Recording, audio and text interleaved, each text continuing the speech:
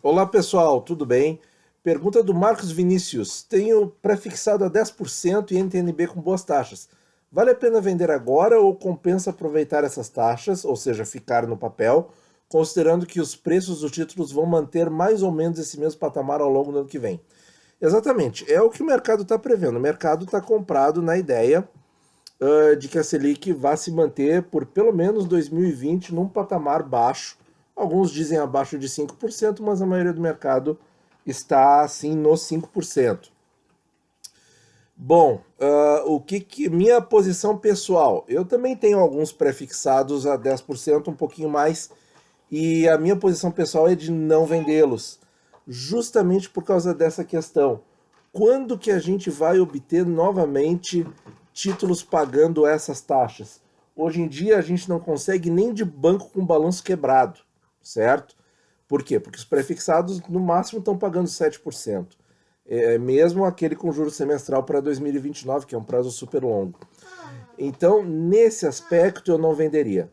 Mas, se a pessoa assim, não, mas surgiu um investimento assim, eu atingi o meu objetivo financeiro, eu criei um valor tal para fazer tal objetivo, aí se você já tinha a programação e o valor veio antes, aí você troca e realiza o lucro sem problema. Outra sugestão assim, posso vender parcialmente, eu posso vender aquela lucratividade que deu a mais, como uma ouvinte do canal sugeriu para nós. Isso é uma ideia muito interessante, claro que tem risco também, mas seria aquela questão assim de fazer um meio termo, né? Tentar ganhar moderadamente nos dois lados. Já ganhei bastante na queda da taxa, agora eu desconto um pouco, eu realizo um pouco desse lucro, para não ter que devolver essa rentabilidade no futuro. Então essa seria uma boa sugestão também. Outra questão assim que eu quero dar um dado para vocês é o seguinte, quanto a isso de não conseguir essa taxa no futuro, é uma coisa muito real. Se a gente pegar os dados de 2015, quanto que os prefixados estavam pagando em 2015, gente? O topo foi 18%, e era fácil conseguir 15% ou 16% no papel. Hoje em dia, não tem como conseguir 15% ou 16%. Pode ser que no futuro não se tenha mais a menor perspectiva de conseguir 10% nos papéis. Então, pessoal, eu me atrapalhei aqui na tela, mas resumindo, esse é outro fator a considerar. Desculpa o barulho das crianças, mas é isso aí. Se a gente pensa que essa taxa não volta no futuro, fica no papel. Se você já cumpriu o seu objetivo financeiro, resgata o papel. Muito obrigado por ouvir e bons investimentos a todos. Vamos conversar, né?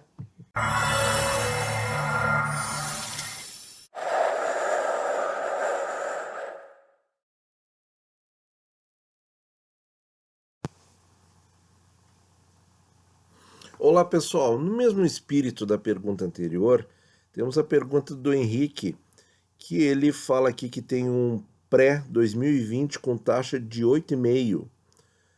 Vale a pena carregá-lo até o vencimento ou realocá-lo em PCA 24 ou pré-25? Bom, só vendo aqui a pergunta, a gente vê que não valeria a pena trocar esse título, porque 8,5 não se consegue. Nos cenários previsíveis de inflação, não se consegue isso no IPCA. E no pré-25, aí batendo em 7%, está bem abaixo de 8,5%. Não se consegue essa taxa. Então, a primeira impressão que vem à mente é ficar no papel. Só que ele está falando do pré-22 e a gente já está no fim de setembro. Então tem mais outubro, novembro e dezembro.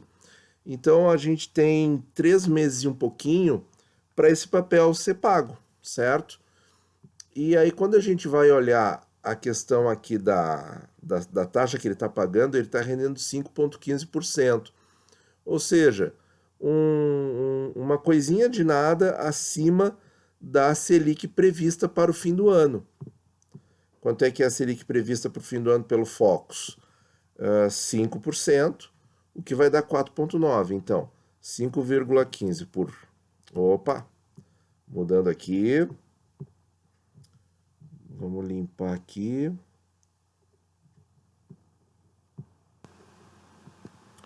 (5,15 por 4,9). Então, no fim do ano, ele estaria rendendo 105% do CDI. Bom, mas com o CDI de hoje, que é 5,4, ele está rendendo menos, certo? Só que ele ainda tem R$14 ou R$13,86 para render até o fim do prazo, que são 3 meses e um pouquinho. Então, assim, ó, pode ser vendido sim, porque ele já está no preço, certo? Esse pequeno rendimento aí de R$14 vai corresponder a 3 meses de 5,15 anual, que vai estar fechando com o CDI da época futura, estimado, certo? E que hoje em dia já está menor que o CDI atual. A questão é, como que estão as taxas hoje do IPCA 24 e do pré-25, comparativamente ao que nós imaginamos que elas estarão no fim do ano? Então, se você acha que essas taxas aqui, tanto do IPCA 24 quanto do pré-25, estarão menores lá em janeiro de 2020, vale a pena fazer a troca agora, certo? Se você acredita que a queda vai continuar. Se você acredita que vai haver um grande estresse, que entra em ano de eleição nos Estados Unidos, que a coisa pode piorar, ficar mais complicada, aí talvez seja melhor esperar, porque quando você receber o dinheiro na sua conta no dia 1º de janeiro, né, que vai estar acreditado dia 2, vai estar disponível dia 2, vai ser acreditado primeiro e disponível dia 2, o que acontece?